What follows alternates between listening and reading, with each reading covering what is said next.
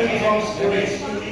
టీచర్తో ప్రభుత్వం education department చేయాల్సిన యాక్టివిటీలో breakfast కూడా, అంటే అల్పాహారం ఉంటుంది కదా, అల్పాహారం కూడా చేయాలనే ఉద్దేశంతో ప్రభుత్వం ముందుకెళ్ళాలని చూస్తుంది. సో ఈరోజు మీరు సర్పంచులు, కౌన్సిలర్లు తెలుసుకోవాల్సింది అంటే మీ లక్ష్యంగా పెట్టుకోవాలి. మీ గ్రామంలో ఎక్కడో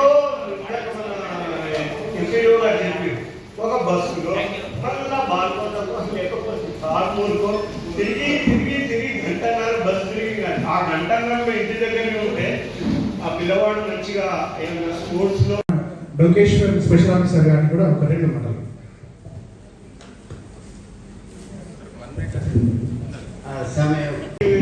ఏం పెద్ద ఉపయోగం ఉండదు, చదువుకోలేడు, ఆడుకోలేడు, శారీరక శ్రమ కూడా ఏమి ఉండకుండా అవుతాయి.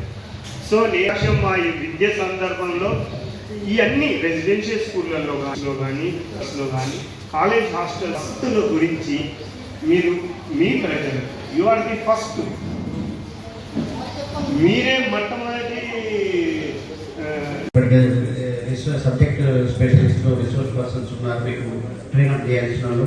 సరే ఎనీహౌ వీళ్ళంతా ఇప్పుడు చేసినటువంటిది కూడా సబ్జెక్ట్లో భాగంగానే మీకు ఒక రిఫ్రెష్మెంట్, అంటే స్కూల్లో ఏమి అవకాశాలు ఉన్నాయి ఏంటి అనేటువంటి. గ్రామాల నుంచే ఐఏఎస్లు, ఐపీఎస్లు పెద్ద వాళ్ళు కూడా వస్తారు. మీరు ఎలా సర్పంచ్లు అయ్యారో ఆ విధంగానే మీ పిల్లలు కూడా ఐఏఎస్లు అవుతారు, అన్ని పోస్టులకి పెద్ద పోస్టులకి వెళ్తారు.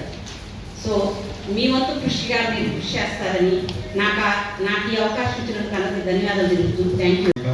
మన విద్య ప్రణాళిక గురించి ఆర్మూర్ యొక్క మొత్తం ముఖ్య అతిథులు మా చైర్మన్ గారికి, ఇక్కడ ఉన్న ఎంపీఓ ఆర్మూర్ రాఘవేంద్ర గారికి, మా ఇన్ఛార్జి పెద్దలు కోఆపరేటివ్ వారికి, మా అధికారులకు, మా సర్పంచులకు, మా కౌన్సిలర్లందరికీ ధన్యవాదాలు. మనం సుఖ ఈ విద్య గురించి చెప్పాలనుకుంటే మన టీచర్లు సుఖ అందరు కూడా ప్రతి ఇంటింటికి తిరిగి ఈ ప్రణాళిక విద్య ఎట్లున్నది అని చెప్తే దీనికి సుఖ మంచి సమస్య వచ్చినట్టు ఉంటుంది. కాబట్టి ఈ మీటింగ్ పెట్టడానికి మా సీఎం 99 రోజుల ప్రగతి పాలన కాంగ్రెస్ రేవంత్ రెడ్డి గారికి, మా ఆర్మూర్ అందరికీ, సర్పంచ్లకు, మా అధికారులందరికీ నమస్కారం చెప్తూ ముగించుకుంటున్నాను. మన ఎంపీఓ రాజా గంగారాం సార్ గారికి, అలాగే ఎంపీఓ శివాజీ గారికి, మండల్ స్పెషల్ ఆఫీసర్ శ్రీనివాస్ గారికి, అలాగే సార్స్ కి, మేడమ్స్ కి, ఇక్కడికి చేసిన కౌన్సిలర్స్ కి, అలాగే సర్పంచ్లకి, మా వైస్ చైర్మన్ గారికి అందరికీ హృదయపూర్వక నమస్కారములు. నేను ఒక 2 minutes లో కంప్లీట్ చేస్తాను, ఏమనుకోకండి. నాకు అంత ఎక్స్ప్లెయిన్ చేయడానికి రాదు. అయినా ముందు ప్రజాపాలన ప్రగతి ప్రణాళిక కార్యక్రమాన్ని రాష్ట్ర ప్రభుత్వం ఎంతో ప్రతిష్టాత్మకంగా నిర్వహిస్తుంది. ఇందులో భాగంగానే రాష్ట్రంలో విద్యారంగాన్ని బలోపేతం చేసే లక్ష్యంతో కాంగ్రెస్ ప్రభుత్వం మే 11 నుండి మే 17, 2026 వరకు రాష్ట్ర వ్యాప్తంగా విద్యా వారోత్సవాలు నిర్వహిస్తుంది. కాంగ్రెస్ ప్రభుత్వం విద్యకు పెద్దపీట వేసింది. ముఖ్యంగా కుల వివక్షను రూపుమాపేందుకు ఇంటిగ్రేటెడ్ స్కూళ్ల నిర్మాణానికి శ్రీకారం చుట్టిన ప్రభుత్వం కాంగ్రెస్ ప్రభుత్వం అన్ని తెలుపుతున్నాను. బడి బాట ద్వారా గ్రామాల్లో ఉపాధ్యాయులు ఇంటింటికి తిరిగి ప్రభుత్వ పాఠశాలలో ఉన్న వసతులను వివరిస్తూ విద్యార్థులను చేర్పించేలా తల్లిదండ్రులను ప్రోత్సహించాలని కోరుతున్నాను.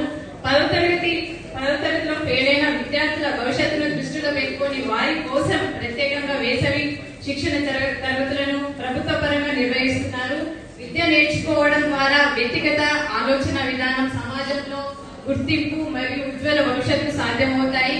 ఇది జ్ఞానాన్ని, నైపుణ్యాలను పెంపొందించి జీవితంలో ఎదురయ్యే సవాళ్లను ధైర్యంగా ఎదుర్కోవడానికి ఎంతో సహాయపడుతుంది. రాష్ట్ర ప్రభుత్వ పాఠశాలల బలోపేతానికి తీవ్రంగా కృషి చేస్తుంది.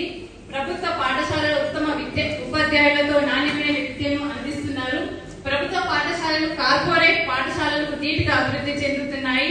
విద్య ద్వారానే మనం అన్ని విధాలుగా అభివృద్ధి చెందగలుగుతాము. మేము కూడా ప్రభుత్వ పాఠశాలల అభివృద్ధికి మా వంతుగా సహకారం అందిస్తాము. ప్రభుత్వం చేపట్టిన విద్యా వారోత్సవాలు ప్రజలందరూ భాగస్వాములు కావాలని కోరుతున్నాను.